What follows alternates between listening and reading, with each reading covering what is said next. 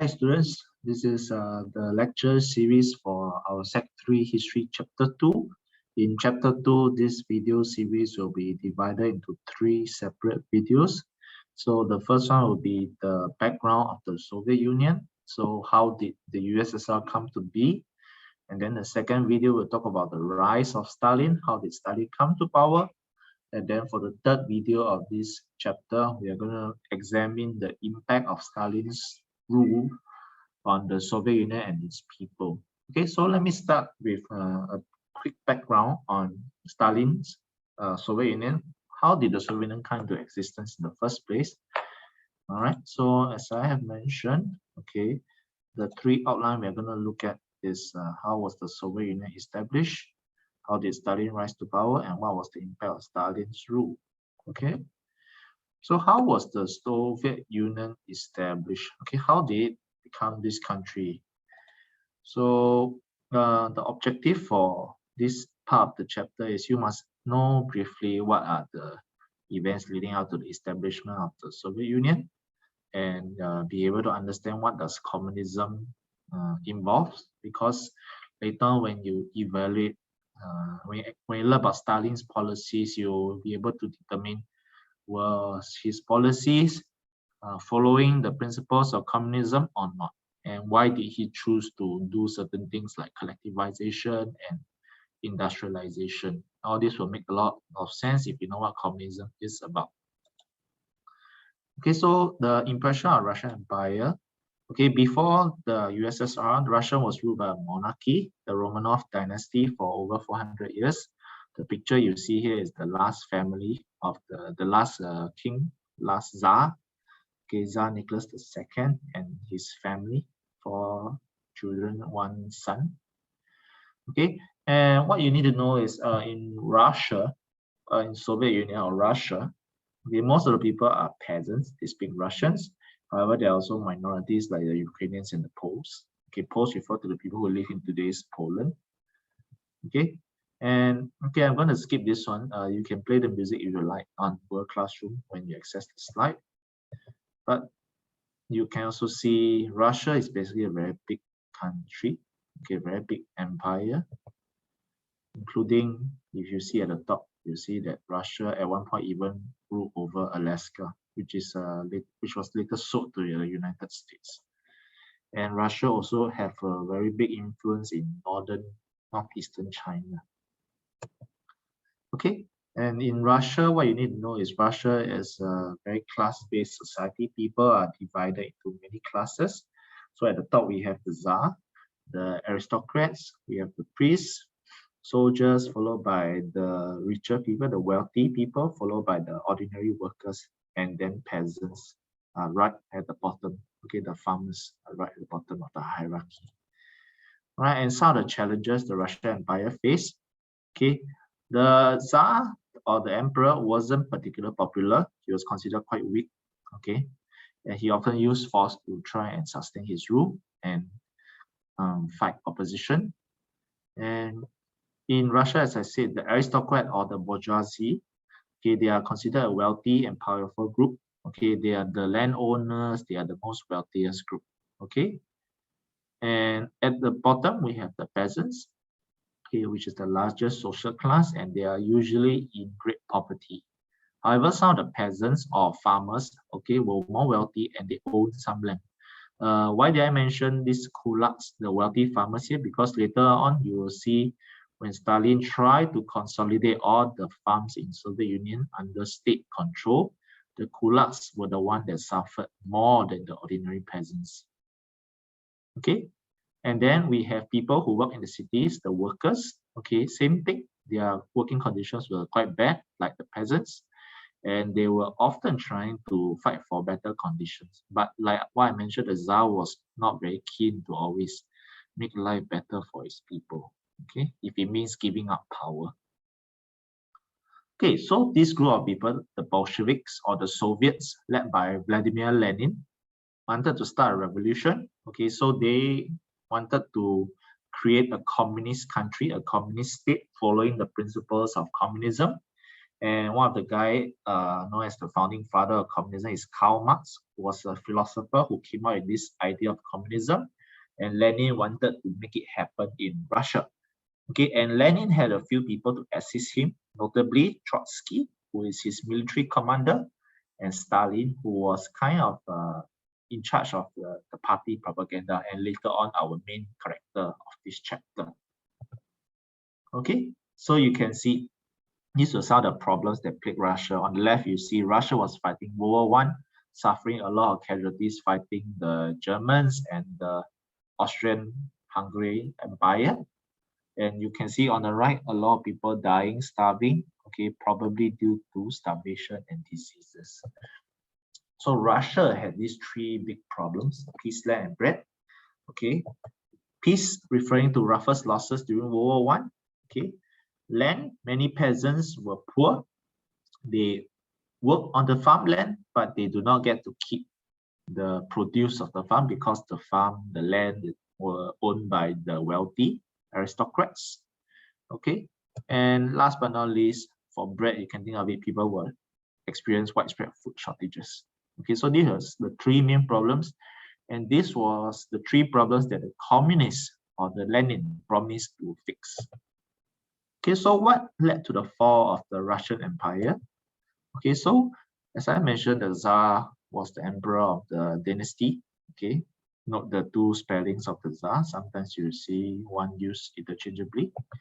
Okay, and in World War I, the Russians were experiencing a lot of losses because they were not the most modern army, and Russia being in the north had very terrible winter that made fighting wars very miserable.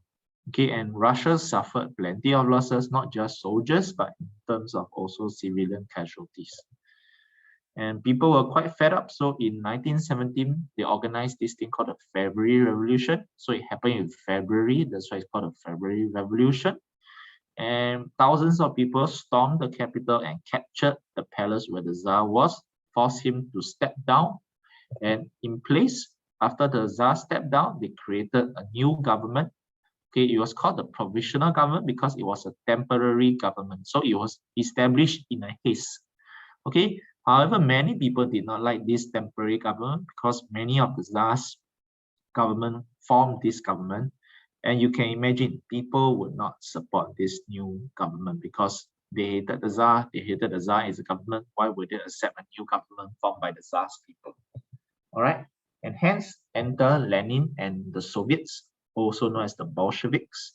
Okay, they wanted the tables to be turned. They wanted the people at the bottom to rise up and equalize the playing field in Russia. They don't want peasants, they don't want workers to no longer be oppressed by the wealthy and the powerful anymore. Okay, so they, in the end, overthrew the provisional government in what was known as the October Revolution, named October Revolution because it happened in October in the same year. And the provisional government being unpopular because it cannot fix the economy, it could not solve the war problem, Lenin and his communist colleagues like Trotsky managed to overthrow the provisional government. Okay, and Lenin formed a new government. However, he did not have full control of the country because many people were still trying to establish their own sort of government, or some people even wanted the Tsar to come back because they were loyal to the Tsar. So there was for 4 years a big civil war in Russia where the Red Army or the Bolsheviks, they fought against the Whites who were known as the anti-communists, and the Whites wanted the Tsar to come back to power. Okay, so it was a fight between these two groups. And eventually the Bolsheviks defeated the Whites, the Red Army defeated the White Army, and finally the United Soviet Socialist Republic or the USSR was formally established. Okay, so the last part of this video, we're going to talk about what is a communist state and what does the USSR hope to become. Okay, and so let's skip the activities.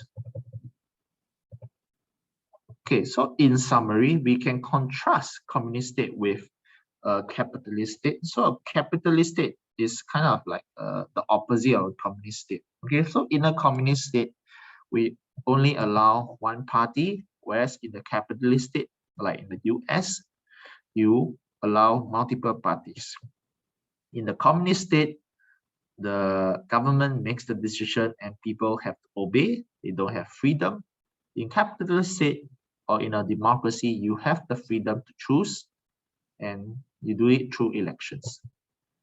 In a communist state, they do not give freedom of speech. Everyone follows the government narrative, follows the propaganda. Whereas in the capitalist state, there is more freedom. People get to write and say their things. Okay, now the key point of a communist state is people don't get to own property. There is absolute equality. Everything belongs to the state. Everything is shared among everyone. Okay, whereas in a capitalist state, people get to keep private property. You can own things, whether it's a house, whether it's a farm, or maybe a car. You get to own things and maybe pass it down within your family. You get to sell things, buy things. Okay, whereas in a communist state, everything is kind of like shared. Okay. Communist state, because everything is shared, you need a central government to decide who gets what, who will get how much. Okay, whereas in the capitalist state, you don't have this central government that is always making the decision. Okay, people get to go to the market and decide how much they want to buy things, how much they want to sell things for, and they can, change their prices depending on how many customers they have, so it's quite free. People can buy more, sell more, buy less, sell less. Whereas in a communist state, the government decides who's going to get what, who's going to produce what. So it's very controlled. Okay, in communist state, you can also see the rewards, okay, of the farmland, of the factory, of a country really is shared among everyone. Okay, whereas in a capitalist state, workers, okay, they work for capitalists. So capital refers to like property. So capitalist state means like the property owners are the number one class in the country. The workers work for the capitalists or the property owners, and the property owners get to keep the profits. Okay, it is up to them then to see how much they want to pay their own workers. Some of them pay well, some of them obviously they are abused by the rich people, the capitalists. Okay, so in short, communist state is kind of a very equal society, whereas a capitalist state, there is a lot of inequality. We have the very rich and we have the very poor. Okay, there's no control. There's no government to say everyone must be equal. Okay, so in short, you can see these are the key difference between capitalism and communism. Do you need to know the exact features? I think it's good to know because you will later understand why Stalin wanted to do certain policies like collectivization. Why did Stalin want to combine all the farms that people own into state-owned farms known as collectives? And how was it based on the principle of communism? Okay, to end off, okay, this is a short quiz that which I created. If you want to test your understanding of this subchapter, feel free to scan the QR code or enter the link below and try the quiz yourself. All right, I'll see you in the next video when we'll talk about the rise of Stalin.